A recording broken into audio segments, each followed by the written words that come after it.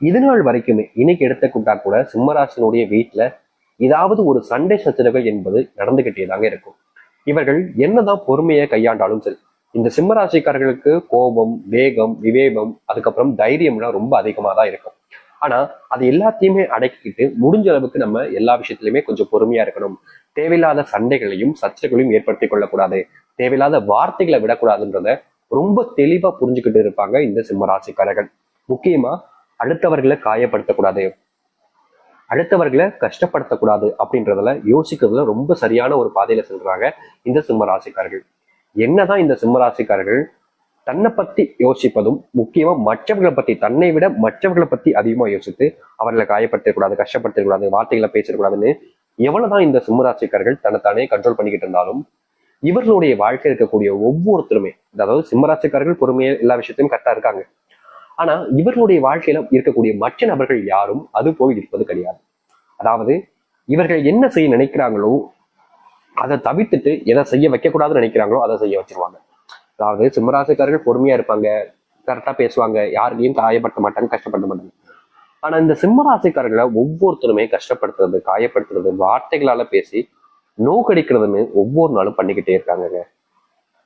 இவர்கள் என்னதான் பொறுமையா இருந்தாலும், இவர்கள் என்னதான் இந்த ஒரு சில விஷயங்களை செய்யக்கூடாதுன்னு நினைச்சாலும் யாரும் இவர்களுடைய பொறுமைகளை, அதாவது எப்படி சொல்றதுன்னா, சோதிக்கிறாங்க, ரொம்ப அளவு அதிகப்படியாக சோதிக்கிறாங்க.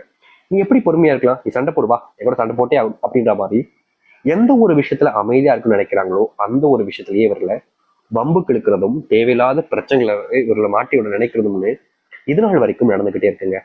இந்த சிம்மராசினுடைய மனசுல ரொம்ப பெரிய வருத்தம் என்பது இருக்குது. ஏன்னா இவருடைய குடும்பத்தார்கள் கூட இவர்களை புரிஞ்சுக்கிட்டதே கிடையாதுங்க.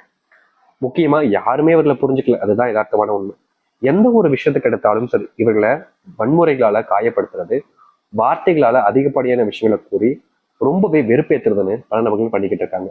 வேலை செய்யக்கூடிய இடங்கள்ல இவர்கள் செஞ்ச வேலைக்கு மற்ற நபர்கள் ப்ரொமோஷன் பெறுவது, சம்பள உயர்வு பெறுவது, பாராட்டுகளை பெறுவதுன்னு இருக்காங்க. முக்கியமா சக ஊழியர்கள் இவர்கள் எப்படியாவது இந்த இடத்தை விட்டு வேலையை விட்டு தூக்கிடணும் அப்படின்றதுக்காக இல்லாத பொருளாத விஷயங்களை கூறி இந்த சிம்மராசிக்காரர்களை மாட்டி விடுதாங்க ஒவ்வொரு நாளும் பாக்குறாங்க. இந்த சிம்மராசிக்காரர்கள் யாரிடமும் அதிகமா கோவப்படுவதோ இல்ல வெறுப்புகளை காமிப்பதோ இருக்கிறது கிடையாது. ஆனா மற்ற நபர்கள் எல்லோரும் இவர்கள் மேல எல்லாத்தையுமே காமிப்பாங்க. இது நாள் வரைக்கும் சந்தோஷமே இல்லை, ஆனா ஒரு விஷயம் சந்தோஷத்தை கொடுத்துச்சுன்னு ரொம்ப சந்தோஷப்பட்டு இருந்தாங்க சில நாட்களுக்கு முன்பு வரைக்கும்.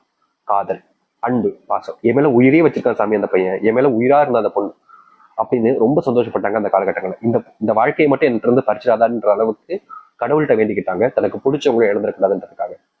ஆனா சிம்மராசிக்காரர்கள் என்ன வேண்டுனாங்களோ, அதாவது இந்த ஒரு விஷயம் நடக்கவே கூடாதுன்னு எதை வேண்டாங்களோ அதுதாங்க நடந்துச்சு கடைசியில.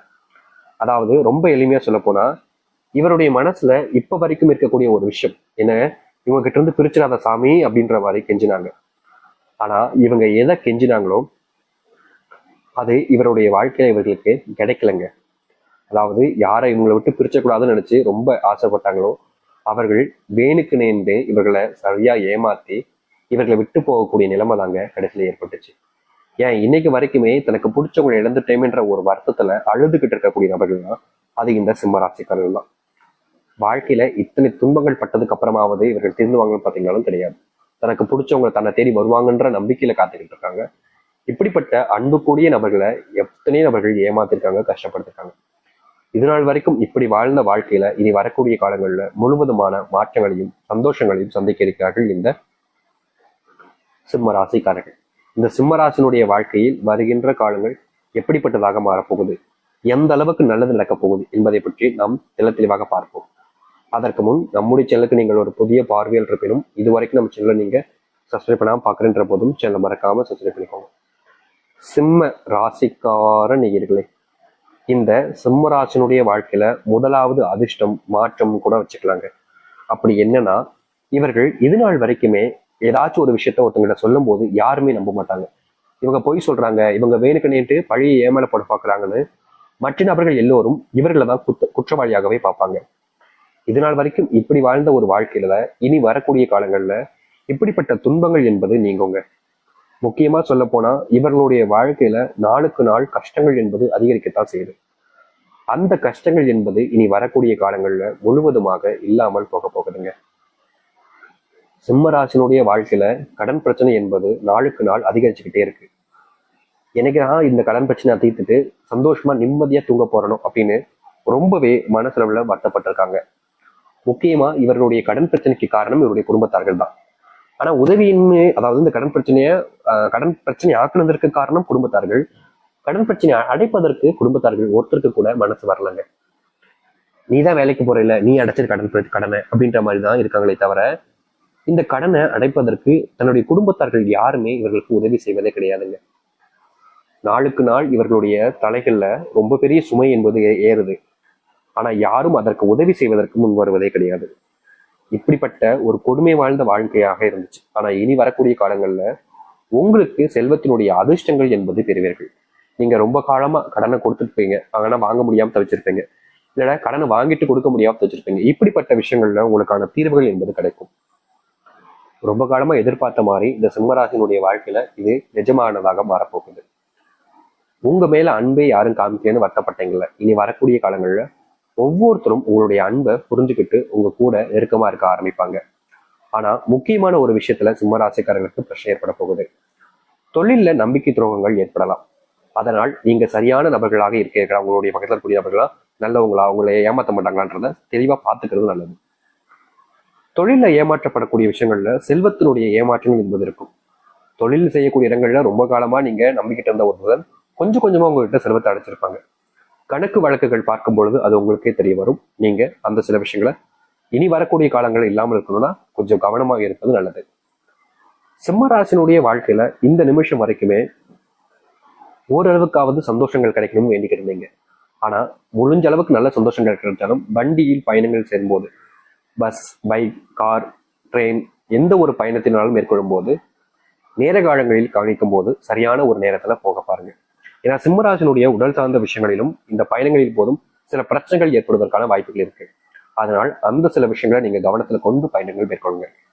அவசரப்பட்டு எந்த ஒரு முடிவுகளையும் எடுக்காதீர்கள். சிம்மராசிக்காரர்களுக்கு கோபம் வரும்போதும் சரி, இல்ல ஒரு சில நேரங்களிலும் சரி, தன்னை அறியாமலே அவசரப்பட்டு ஒரு சில முடிவுகள் எடுத்துருவாங்க. இப்படி எடுக்கக்கூடிய முடிவுகள்ல இவர்களுக்கு பெரும் அளவிலான துன்பங்கள் தான் ஏற்படுது. இவர்கள் என்னதான் அதை சரி செய்ய நினைச்சாலும் முடியறதே கிடையாது. என்னடா இது இப்படி மாட்டிக்கிட்டோமே, என்னடா இது இப்படி ஆயிடுச்சுன்ற ஒரு வருத்தத்தை தான் வாழ்க்கையில பார்க்க வேண்டிய நிலைமைக்கு தள்ளப்படுறாங்க. ஆனா இனி வரக்கூடிய காலங்கள்ல இந்த சிம்ம ராசினுடைய வாழ்க்கையில் இருக்கக்கூடிய இது போன்ற பிரச்சனைகள் என்பது இல்லாமல் போக போகுது.